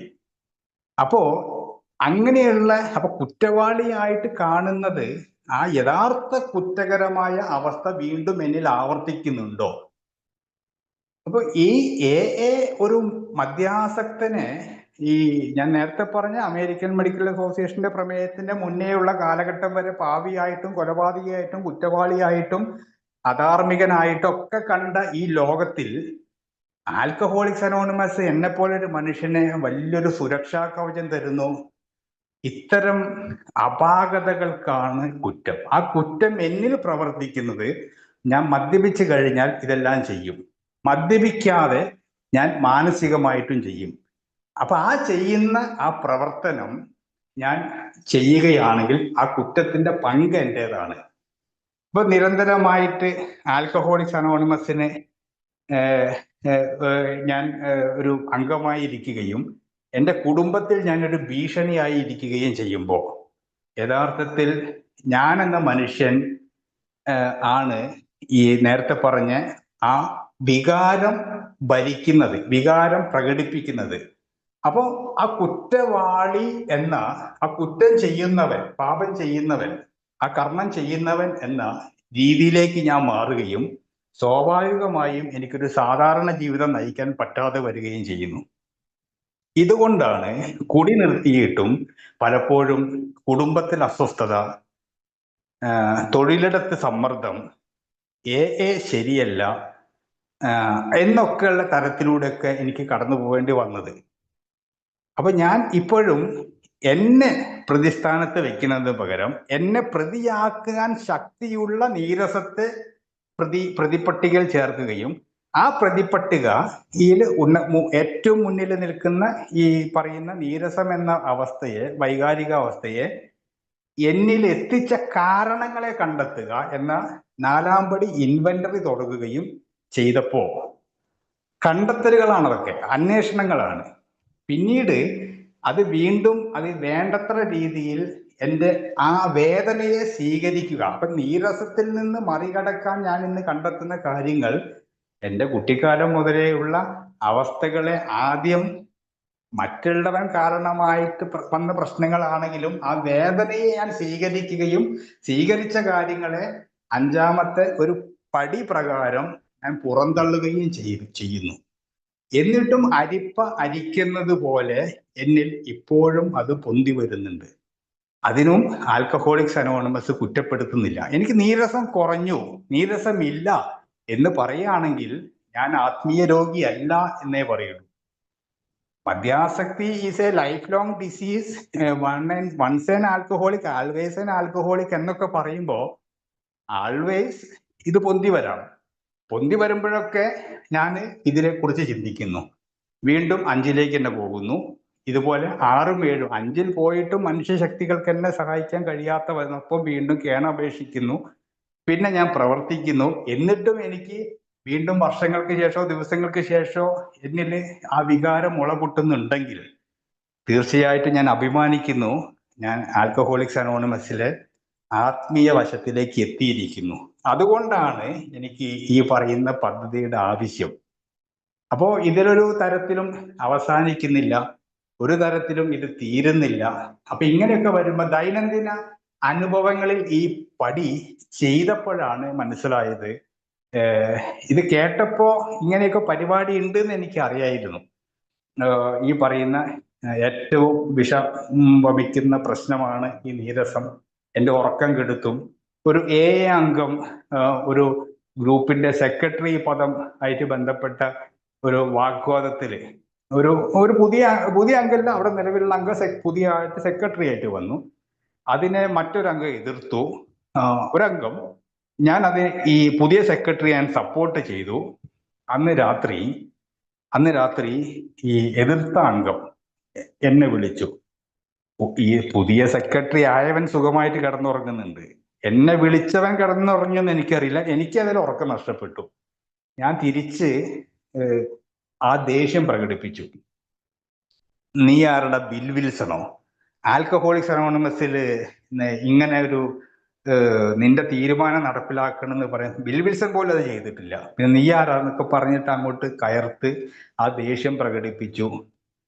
കഴിഞ്ഞ ദിവസം യാദൃച്ഛികമായിട്ട് ആ സുഹൃത്തിനെ വഴിയിൽ നിന്ന് കണ്ടപ്പോ ഞാൻ പെട്ടെന്ന്, എനിക്ക് റിങ് ചെയ്യാത്ത എൻ്റെ ഫോണ്, ഒരു വിളി പോലും വരാത്ത ഫോണ്, ഞാൻ പെട്ടെന്ന് എനിക്ക് ഫോൺ വന്ന പോലെ ഹലോ ഹലോ ഹലോ അത് കേൾക്കുന്നുണ്ട് പറയും എന്നും പറഞ്ഞ് സൈഡിലൂടെ അങ്ങോട്ട് നടന്നുപോയി. ഞാൻ ഫോണിലാണ്, തിരക്കിലാണ്, അതുകൊണ്ട് അവനെ ശ്രദ്ധിച്ചില്ല എന്ന് തോന്നിക്കോട്ടെ എന്ന് കരുതിയിട്ട് ഞാൻ ഒറ്റ നടത്തം. അപ്പോ അന്ന് തോന്നിയൊരു ദേഷ്യം, പെട്ടെന്ന് തോന്നിയൊരു ദേഷ്യം ഈ വ്യക്തിയെ കുറെ മാസങ്ങൾക്ക് ശേഷം കണ്ടപ്പോ മറ്റൊരു പ്രകടനത്തിലൂടെ കാഴ്ചവെച്ചതിന്റെ പേരാണ് വീണ്ടും ആവർത്തിക്കുന്ന രസം, വീണ്ടും ആവർത്തിക്കുന്ന വികാരം. അത് അന്ന് തീർന്നിരുന്നെങ്കിൽ ഇതിനെ എനിക്ക് നീരസം എന്ന് പറയാൻ പറ്റില്ലായിരുന്നു. അപ്പോ ഇതുപോലെ വന്നപ്പോഴാണ് ഞാൻ ആലോചിക്കുന്നത്, ഞാൻ ഇതിന്ന് പരിപൂർണമായിട്ട് മുക്തിയാവുന്നില്ല. അതാത് സമയങ്ങളിൽ ഇത് വരുമ്പോൾ അത് അറിയുകയും അതിനെ പരിശീലിക്കുകയും പ്രവർത്തിക്കുകയും ചെയ്യുമ്പോൾ ആ ഒരു താൽക്കാലിക മുക്തി, ഒരു ദിന പരിപാടി, ഇന്നത്തെ ദിവസം ഞാൻ ആ നീരസത്തിൽ നിന്ന് കുറച്ചൊന്ന് മാറിയിരിക്കുന്നു, കുറച്ചൊന്ന് കുറഞ്ഞിരിക്കുന്നു. അപ്പോ ഇങ്ങനെയുള്ള അഭിനയങ്ങളുടെ സുബോധ ജീവിതം പലപ്പോഴും എൻ്റെ ലൈഫിൽ ഇത്തരം വൈകാരിക തലത്തിൽ വന്നുകൊണ്ടിരിക്കുമ്പോഴാണ് ഈ പറയുന്ന എന്നെ ആ മനുഷ്യൻ പറയും, അവരെന്ത് വലിയ ഡയലോഗ് അടിക്കും, മീറ്റിംഗ് പറയും, തീർച്ചയായിട്ടും പറയും. ഇനിയിപ്പം വൈകാരിക സുബോധത്തെക്കുറിച്ച് പറയാൻ അവൻ ഷെയർ ചെയ്യും, ദേഷ്യത്തെക്കുറിച്ച് വിഷയം കൊടുക്കും, അവൻ ഷെയർ ചെയ്തോളും.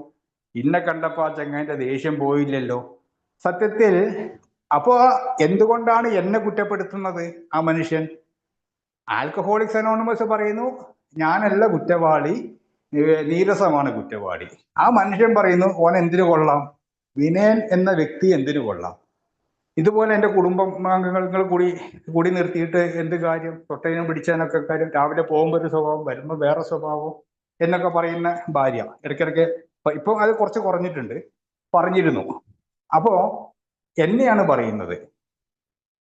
അപ്പോ ഒരു കാര്യം മനസ്സിലായി, ഈ ഒന്നാം നമ്പർ കുറ്റവാളി എന്ന് പറയുന്ന നീരസം എന്ന് പറയുന്ന ആ ദിവസങ്ങളോളം അല്ലെങ്കിൽ മാസങ്ങളോളോ വർഷങ്ങളോളോ നിൽക്കുന്നതിൻ്റെ പ്രതിരൂപം, അതിന്റെ പ്രതീകം പര്യായമായിട്ട് ഞാൻ പരിശീലിക്കാത്ത കാലത്തോളം ഞാനായിട്ട് മാറും. അതുകൊണ്ടാണ് ആൽക്കഹോളിക്സ് അനോണിമസിലായിട്ടും ഞാൻ മോശപ്പെട്ട അംഗമായിട്ട് പലപ്പോഴും പോകുന്നത്. അപ്പൊ അതിൻ്റെ ഒരു മാറ്റം വരുത്താൻ എനിക്ക് ചില കാര്യങ്ങളെ കുറിച്ചിട്ടൊന്ന് അന്വേഷിക്കേണ്ടി വന്നു. അതിലൊന്ന് പ്രധാനപ്പെട്ട കാര്യം ഈ നീരസ പ്രാർത്ഥന എന്ന് പറയുന്ന പ്രാർത്ഥന കണ്ടെത്താനായി. ഈ പ്രശാന്ത പ്രാർത്ഥന, പിന്നെ പടി പ്രാർത്ഥന എന്നൊക്കെ കേട്ടിട്ടുണ്ട്, നല്ല ഒരുപാട് പ്രചോദനം നൽകുന്ന കാര്യങ്ങൾ.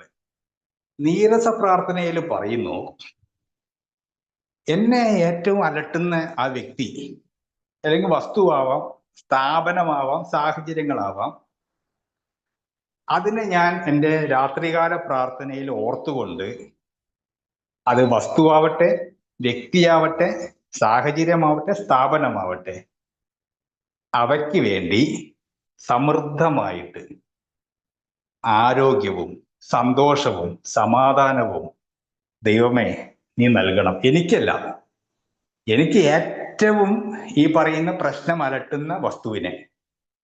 എന്നിട്ട് ആ ചിന്ത വീണ്ടും വന്നാൽ വീണ്ടും പ്രാർത്ഥിക്കുന്നു. ഞാൻ പറയട്ടെ, അത്ഭുതകരമായ വിടുതലാണ് ഉണ്ടായത്. ഈ കഴിഞ്ഞത് ഒരു ഏകദേശം ഒരു മാസം മുന്നേ ഒരു മുതിർന്ന AA അംഗവുമായിട്ട് എനിക്കൊന്ന് അകലേണ്ടി വന്നു. ഞാൻ ഒന്ന് വർഷങ്ങളായിട്ട് ഞങ്ങള് ശരിക്കും പറഞ്ഞാൽ ഒരു കാൽ നൂറ്റാണ്ടിന്റെ ബന്ധമുള്ള സുഹൃത്ത് ബന്ധം തുടങ്ങിയത് ഒരു കാൽ നൂറ്റാണ്ട് മുന്നെയാണ് AA തന്നെ. പക്ഷെ AA തന്നെ ഉണ്ടായിരുന്ന ഈ പറയുന്ന എന്താ ഈ പൗഡർ ഇട്ട ദേഷ്യം എന്നൊക്കെ പറയുന്നത് പോലെ നീരസം എന്ന് പറയുന്ന അവസ്ഥ കുറേയൊക്കെ അകലത്തൊക്കെ ഉണ്ടാക്കി വീണ്ടും അത് ശക്തമായ എതിർപ്പിലേക്കും വാഗ്വാദങ്ങളിലേക്കും ഭിന്നതയിലേക്കൊക്കെ വന്നു. ഒരു ദിവസം ഞാനൊരു ഫിസിക്കൽ മീറ്റിങ്ങിൽ ഇങ്ങനെ ഇരിക്കുകയാണ്. അപ്പോൾ കുറേ വർഷങ്ങൾക്ക് ശേഷം ഞാൻ ആ മനുഷ്യനെ കാണുകയാണ്. അദ്ദേഹത്തിന് ഷെയർ ചെയ്യുന്നത് ഞാൻ കേട്ടു, ദൈവമേ ഞാൻ മദ്യാസക്തനാണ്, അങ്ങയുടെ അനുഗ്രഹം കൊണ്ട് കുടിച്ചില്ല, ഈ കൂട്ടായ്മയുടെ സഹായം കൊണ്ടും കുടിച്ചില്ല, എൻ്റെ പേര് ഇന്നതാണ്. ഞാൻ ഉൾപ്പെടെ കൈ ഉയർത്തി പറഞ്ഞു ഹായ്. ഞാൻ ഉൾപ്പെടെ കൈ ഉയർത്തി, ഞാൻ ബോധപൂർവം ചെയ്തതാണ്, മാനസികമായിട്ട് എനിക്ക് യാതൊരു താല്പര്യമില്ല. പെട്ടെന്ന് എൻ്റെ ഉള്ളിൽ ഒരു ചിന്ത വന്നു, അയാൾ വിളിച്ചതും ഒരു ദൈവത്തിനെയാണ്, അയാൾ പറഞ്ഞതും ഒരു AIയുടെ സഹായമാണ്. ഞാനും ഇത് തന്നെയാണ് ഇത്ര കാലവും AI പറഞ്ഞുകൊണ്ടിരിക്കുന്നത്. പിന്നെ ഈ മനുഷ്യനും ഞാനും തമ്മിൽ എന്തിനാണ് യുദ്ധം, മാനസികമായിട്ട് ഇങ്ങനെ ഞാൻ പൊരുതിക്കൊണ്ടേയിരിക്കുന്നത്? എന്തെല്ലാം അവസ്ഥകളിലൂടെ ആയിരിക്കാം ഒരു മനുഷ്യനെ അയാളെ പരിചയപ്പെടുത്തുന്നത്. അയാളെ ഒന്നാം പടി സ്വീകരിക്കലാണ് ഓരോ മീറ്റിങ്ങിലും അയാൾ ചെയ്യുന്നത്. ഞാൻ മദ്യാസക്തനാണ്, ഇന്ന് മദ്യപിച്ചില്ല. ഒരു തോൽവി സമ്മതിച്ചിട്ട് ആ ദിവസത്തെ ഒരു വിജയം പ്രഖ്യാപിക്കുന്നു. അപ്പൊ ഓരോ വ്യക്തിയും അതുകൊണ്ടാണ് ഷെയറിങ്ങിന്റെ പ്രാധാന്യം മനസ്സിലാക്കുന്നത്. ഓരോ അംഗങ്ങളും കിട്ടുന്ന അവസരം മുഴുവൻ ഷെയറിങ്ങിന് ഉപയോഗിക്കുക എന്ന് പറഞ്ഞാൽ 100% പ്രാവർത്തികമാക്കുന്ന ഏകപടി ഒന്നാം പടി ആയതുകൊണ്ട് എല്ലാ ദിവസവും പരിചയപ്പെടുത്തുന്ന വ്യക്തി അറിഞ്ഞോ അറിയാതെയോ ഒന്നാം പടി പരിശീലിച്ചു കൊണ്ടേയിരിക്കുന്നു. അപ്പൊ ആ ഒന്നാം പടി പരിശീലനം തന്നെയല്ലേ ഞാനും നടത്തുന്നത്. അങ്ങനെ കുറെ നേരം ആ ചിന്ത എന്നിൽ കുറെ മുന്നോട്ട് പോയി. ആ മീറ്റിംഗ് കഴിഞ്ഞപ്പോൾ ഞാൻ അദ്ദേഹത്തിന്റെ അടുത്തേക്ക് എന്നിട്ട് എൻ്റെ കൈ ആരോ, ഞാൻ പറയുന്നത് നിങ്ങൾ വിശ്വസിച്ചാലും ഇല്ലെങ്കിലും, എൻ്റെ കൈ ആരോ ഉയർത്തുന്നത് പോലെ അദ്ദേഹത്തിന്റെ നേരേക്ക് എൻ്റെ വലത് കൈ നീണ്ടു. ഞാൻ വെട്ടൊന്നു മുറിരണ്ട് സ്വഭാവമുള്ള ഒരു മനുഷ്യൻ. അറ്റ കൈക്ക് ഉപ്പ് തേക്കില്ല. എൻ്റെ അമ്മ പറയുന്ന കണ്ണിൽ ചോരയില്ല. അതൊക്കെ പലപ്പോഴും ഇപ്പോഴും ഉണ്ട്. പക്ഷെ അറിഞ്ഞുകൊണ്ട് ഞാനൊരു കൂടിച്ചേരലിൽ നിൽക്കുന്ന ഒരാളല്ല. പക്ഷെ എൻ്റെ കൈ ഉയർത്തി നിന്നപ്പോൾ അദ്ദേഹത്തിന്റെ കൈ വന്ന് ഷെയ്ക്ക് രൂപത്തിൽ വന്നു. ഞാൻ പറഞ്ഞു, സുഹൃത്തെ ക്ഷമിക്കണം, ഞാൻ നിങ്ങൾക്കെതിരെ വലിയ ആരോപണങ്ങളൊക്കെ ഉന്നയിച്ചിട്ടുണ്ട്. നിങ്ങൾ കേട്ടിട്ടുണ്ടാകാം. അതിലെ സത്യാവസ്ഥകൾ എന്തൊക്കെയെന്ന് എനിക്ക് അറിയില്ല. ഞാൻ കേട്ടത് മുഴുവൻ പറഞ്ഞുകൊണ്ട് കടന്നു. നിങ്ങളെ ഭാഗം ഞാൻ കേട്ടിട്ടില്ല. നിങ്ങളോട് സംസാരിക്കാൻ ആഗ്രഹിക്കുന്നുണ്ട്. അപ്പോൾ കഴിഞ്ഞതൊക്കെ നിങ്ങൾ പുറത്ത് മറന്ന് നമുക്ക് ആ പഴയ സൗഹൃദത്തിലേക്ക് തിരിച്ചു വരണം. അദ്ദേഹം എന്നെ ആലിംഗനം ചെയ്തു. തീർച്ചയായിട്ടും വലിയ സന്തോഷമായി എന്ന് പറഞ്ഞു. ആ സൗഹൃദം മുന്നോട്ട് പോകെ അദ്ദേഹം വീണ്ടും ഈ ഒരു ആൽക്കഹോളിക്സ് അനോണിമസിന്റെ ഏതൊക്കെയോ അംഗങ്ങളായിട്ടുള്ള അയാളുടെ വ്യക്തിപരമായ പ്രശ്നമായിരിക്കാം, വീണ്ടും അകപ്പെട്ടു. ശരിക്കും അതിൽ നിന്ന് രക്ഷപ്പെടാനോ മറ്റോ അദ്ദേഹം അതിന്റെ കുറ്റം പെട്ടെന്ന് അത് വിനയനാണ്. അതായത് ഞാൻ പറയുന്നു, നിങ്ങൾക്ക് പോലീസ് സ്റ്റേഷനിൽ ഒരു വിളി വരുന്നു, ഇങ്ങനെയൊരു കുറ്റകൃത്യം തെളിഞ്ഞിട്ടുണ്ട്, നിങ്ങളാണ് കുറ്റവാളി എന്ന് ഇതിലെ മോഡറേറ്ററായ രാജേഷ് ചേട്ടന് വരാതിരിക്കട്ടെ, ഒരു സ്റ്റേഷനിൽ വിളി വരുമ്പോൾ രാജേഷ് ചേട്ടൻ ഉടനെ പറയുന്നു, അത് ഞാനല്ല, അത് വിനയനാണ്. ഈ വിനയൻ എന്ന വ്യക്തിക്ക് ആ വസ്തുത അറിയേയില്ല, അല്ലെങ്കിൽ ഭാഗികമായിട്ടേ അറിയുള്ളൂ, അല്ലെങ്കിൽ എനിക്കതിൽ പങ്കില്ല. ശരിക്കും അതൊരു പരിഹാരം ചെയ്ത മനുഷ്യനോട് കിട്ടുന്ന തിരിച്ചടി ഞാൻ ഈ പ്രാർത്ഥനയിലേക്കാണ് വരുന്നത്, എന്നെ വല്ലാതെ നിരാശനാക്കി. എനിക്ക് മീറ്റിങ്ങിന് പോകാൻ പറ്റുന്നില്ല. ആൽക്കഹോളിക്സ് അനോണിമസിലെ മുതിർന്ന അംഗങ്ങൾ ഇങ്ങനെ ഉള്ള എട്ടും പൊട്ടും തിരിയാത്ത എന്നെപ്പോലുള്ള ആളുകളെ ചൂഷണം ചെയ്യുന്നത് പ്രതികരിക്കണ്ടേ? ഇനിയും ഞാൻ അയാളോട് തെറ്റണോ? ഒരു തവണ തെറ്റി വീണ്ടും യോജിപ്പിച്ചു. അയാളുടെ അപാകത കാരണം ഞാൻ വീണ്ടും അയാളുടെ സ്വഭാവ വൈകല്യം കാരണം ഞാൻ വീണ്ടും പെട്ടിരിക്കുന്നു. ഇതിനെതിരെ പ്രതികരിക്കണ്ടേ? ഞാൻ ഒരക്ഷരം മിണ്ടിയില്ല. ഞാൻ എൻ്റെ അടുത്ത 1-2 സുഹൃത്തുക്കളോട് പറഞ്ഞു. ഇപ്പൊ അതും പേടിയാണ്. ഈ ആൽക്കഹോളിക് സൗഹൃദ സംഭാഷണങ്ങൾ വരെ റെക്കോർഡിക്കലും രജിസ്റ്റേർഡും പിന്നെ ഫോൺ വഴി കേൾപ്പിക്കലും ഇതൊക്കെ അനുഭവത്തിൽ വരുമ്പോഴേ പഠിക്കുള്ളൂ. അതുവരെ എനിക്കിതൊക്കെ ഒരു ബാലരമ ചിത്രകഥകൾ മാത്രമായിരുന്നു. അപ്പോ ഞാൻ കഴിഞ്ഞ കുറച്ച് ദിവസങ്ങളായിട്ട് ഞാൻ അദ്ദേഹം കാണിച്ച അപാകതയ്ക്ക്, അതുമൂലം എനിക്കുണ്ടായ വേദനയ്ക്ക്, അയാളുടെ പ്രത്യേക ആ ഒരു മനോവൈകല്യത്തിന് ഞാൻ പ്രാർത്ഥിക്കാൻ തുടങ്ങി. ഇന്നലെയും ഞാൻ മീറ്റിങ്ങിന് പോയി, മിനിയാന്നും പോയി. എവിടെ? അദ്ദേഹം വരുന്ന മീറ്റിങ്ങുകളിൽ പോയി ഞാൻ ഇരുന്നു. അദ്ദേഹം വരുന്ന മീറ്റിങ്ങുകളിൽ ഞാൻ പോയിരുന്നു. സത്യത്തിൽ ഇവിടെ ആ നീരസം വീണ്ടും എന്നിലേക്ക് എനിക്ക് അറിയാം, തിരിച്ചടിക്കാൻ അറിയാം, തിരിച്ചു പറയാൻ അറിയാം. പക്ഷെ ഞാൻ അവിടെ ഇരുന്ന മീറ്റിങ്ങിലിരുന്നു, ഒരുമിച്ച് ചായ കുടിച്ചു. ഇതൊന്നും സംസാരിക്കുന്നില്ല. കാരണം കുറ്റവാളി ഞാനല്ല. എന്നെ നീരസത്തിന് ഞാൻ ഏൽപ്പിക്കുകയാണെങ്കിൽ നമ്പർ 1 ഒഫൻഡർ. ഒന്നും പറയണ്ട, കക്ഷി നോക്കിക്കോളൂ എൻ്റെ കാര്യം. ആ നീരസം അത്ര ശക്തിയേറിയതാണ്. അപ്പം ഞാൻ പലപ്പോഴും ആലോചിക്കാറുണ്ട്, ഒരു ഈ പടിപരിശീലനത്തിന്റെ ഭാഗമായിട്ട് എപ്പോഴും ഒരു ദൈവത്തെക്കുറിച്ച് പറയുന്നു, പ്രാർത്ഥിക്കാൻ പറയുന്നു, ഓർക്കാൻ പറയുന്നു. എപ്പോ അത് നഷ്ടപ്പെടുന്നു? കാരണം ദൈവത്തെക്കാൾ ശക്തിയുണ്ടോ ഈ പാപങ്ങൾക്ക് എന്ന് തോന്നാറുണ്ട്. അപ്പൊ എൻ്റെ കണ്ടെത്തൽ, മദ്യാസക്തൻ എന്ന രീതിയിൽ എൻ്റെ മുന്നിൽ കാലങ്ങളോളം ഭരിച്ചതും സഹവാസം നടത്തിയതും ഇത്തരം വൈകല്യങ്ങളെ കൂടിയാണ്. അപ്പൊ പെട്ടെന്ന് കടന്നു വന്ന ദൈവത്തിന്റെ ശക്തിയെ ഞാൻ അറിയാൻ തുടങ്ങിയിട്ടില്ല. എനിക്ക് പെട്ടെന്ന് ഈ കറണ്ട് ഷോക്ക് അടിക്കുന്ന പോലെ അറിയുന്ന വികാരം എൻ്റെ ഇത്തരം ഈ ഈ ഈ പറയുന്ന നീരസം, ദേഷ്യം എന്നുള്ള ഈ അസൂയ, ഇതൊക്കെ എനിക്ക് പെട്ടെന്ന് ഫീൽ ചെയ്യാൻ തുടങ്ങും. ഇതുപോലെയോ ഇതിൽ ഒരു പടി മുന്നിലോ ഞാൻ ദൈവത്തെ എന്ന് ഫീൽ ചെയ്യാൻ തുടങ്ങുന്നോ, അന്ന് ഞാൻ കുറ്റവിമുക്തനാവുള്ളൂ. അപ്പോ അതുവരെ എന്നെ കുറിച്ച് എന്തെങ്കിലും അപവാദങ്ങളോ എന്തെങ്കിലും പരദൂഷണങ്ങളോ ഒക്കെ കേൾക്കുന്നുണ്ടെങ്കിൽ തീർച്ചയായും എനിക്കതിലൊരു പങ്കുണ്ട് എന്ന് ഞാൻ മനസ്സിലാക്കി. അറിഞ്ഞോ അറിയാതെയോ ഞാൻ അതിൻ്റെ ഈ പറയുന്ന അവസ്ഥകളിലാണ് എന്നെ ഭരിച്ചുകൊണ്ടിരിക്കുന്നത്. അപ്പൊ എനിക്കൊരു മുക്തി വേണമെങ്കിൽ ഈ പറയുന്ന ശക്തിയേക്കാളും എൻ്റെ ശക്തിയെ ഞാൻ വളർത്തിയെടുക്കേണ്ടതുണ്ട് എന്നൊരു കണ്ടെത്തലിലേക്ക് ഈ പറയുന്ന നീരസം എന്ന പ്രധാന കുറ്റവാളിയെ നേർക്ക് നേരെ ഒന്ന് സമ്പാദിക്കാൻ ഈ അവസരം ജ്വാല കൂട്ടായ്മയിലെ സേവകർ തന്നപ്പോ കൃത്യമായിട്ട് മനസ്സിലാക്കാൻ പറ്റിയ അവസാനം, ഇതൊന്നും എഴുതി പിടിപ്പിച്ചതോ, ഞാൻ എൻ്റെ ഒരു സ്പീക്കർ മീറ്റിങ്ങിനെ കുറിച്ചുകൂടി പറയാം. ഞാൻ എഴുതി തയ്യാറാക്കുന്നതല്ല സംസാരിക്കാറ്. ഏകദേശം ഒരു ധാരണയിൽ വായിച്ച് എടുക്കും. പക്ഷെ ആ സമയത്ത് സംഭവിക്കുന്നത് മാത്രമേ എനിക്ക് പ്രസന്റ് ചെയ്യാൻ പറ്റുള്ളൂ. സ്വാഭാവികമായിട്ടും അതിലെൻ്റെ വ്യക്തി കഥകൾ ഉണ്ടായിരിക്കും. ഞാൻ ഇതിൽ ഇങ്ങനെ നോക്കി, വാട്ട് ഈസ് ഈ sharing, closed meeting sharing, open meeting sharing, speaker meeting sharing, എല്ലാത്തിലും പറയുന്ന ഒരു കാര്യം നിങ്ങൾക്ക് വേണ്ടി സെർച്ച് ചെയ്യാം. അനുഭവവും ശക്തിയും പ്രതീക്ഷയും പരസ്പരം പങ്കുവെക്കുന്നതിലൂടെ വിഷയാവതരകൻ വിഷയത്തെക്കുറിച്ചുള്ള അനുഭവവും ശക്തിയും പ്രതീക്ഷയും വിഷയത്തെ ആസ്പദമാക്കി, അനുഭവത്തെ ആസ്പദമാക്കി പങ്കുവെക്കപ്പെടുമ്പോൾ, അത്രേ പറയുന്നുള്ളൂ. ക്ലോസ്ഡ് മീറ്റിങ്ങിലായാലും റിക്കവറി മീറ്റിങ്ങിലായാലും ഒക്കെ തന്നെ റിക്കവറിക്ക് വേണ്ടി പറയുന്നതൊക്കെ തന്നെ എന്നെ സംബന്ധിച്ച് അനുഭവമില്ലാത്ത, അനുഭവത്തെ സ്പർശിക്കാത്ത വാക്കുകളെ മാത്രം താലോലിക്കുന്ന രീതി എന്നെ സംബന്ധിച്ച് പുസ്തകം വായിച്ചുള്ള നീന്തൽ പരിശീലനമാണ്. എനിക്ക് നീന്താൻ കഴിയില്ല, ഞാൻ മുങ്ങിച്ചാവും.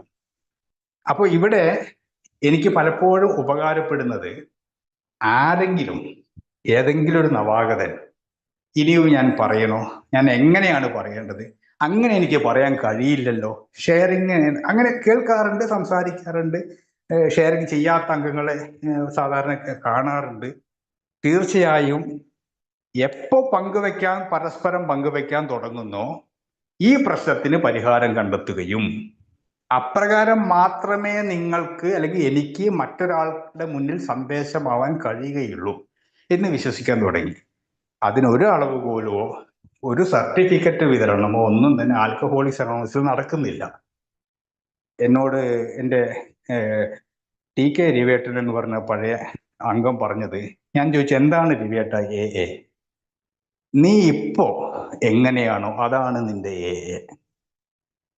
സത്യത്തിൽ അതിൻ്റെ അർത്ഥം ഇന്ന് എനിക്ക് മനസ്സിലാവുന്നുണ്ട്. ഇന്ന് ഞാൻ എന്തെങ്കിലും അസ്വസ്ഥതകളിലോ നീരസത്തിലോ ബുദ്ധിമുട്ടിലോ ആണെങ്കിൽ ഞാൻ AA എന്ന് വ്യതിചലിച്ചിരിക്കുന്നു. അതല്ല, ഞാൻ ഈ അവസ്ഥകൾക്കൊക്കെ ഒരു പരിഹാരം കണ്ടെത്തുന്ന ഒരു മാനസികാവസ്ഥയിലാണ്. എനിക്കൊരു സമാധാനം അനുഭവിക്കാൻ പറ്റുന്നുണ്ടെങ്കിൽ ഇത് എൻ്റെ AA ആണ്. അപ്പോൾ ഇങ്ങനെയുള്ള ഒരു വിശാലമായ ഒരു ജീവിതത്തെക്കുറിച്ചുള്ള കാഴ്ചപ്പാട് ആൽക്കഹോളിക്സ് അനോണിമസിന്റെ ഓരോ മീറ്റിങ്ങുകളും ഓരോ അംഗങ്ങളും നിരന്തരം ഈ സമയത്തും ലോകത്താകമാനം കൈമാറിക്കൊണ്ടിരിക്കുന്നു. അതിൻ്റെ ഭാഗമാവാൻ എനിക്കുമായതിൽ സന്തോഷം. എന്നെ കേട്ടതിന്, എന്നോടൊപ്പം സഹകരിച്ചതിന് നിങ്ങൾക്കെല്ലാവർക്കും എൻ്റെ നന്ദി. സുബോധം നാം മനസ്സിലാക്കുന്ന ദൈവം ഇനിയും നൽകി അനുഗ്രഹിക്കട്ടെ എന്ന് പ്രാർത്ഥിക്കട്ടെ. Thank U.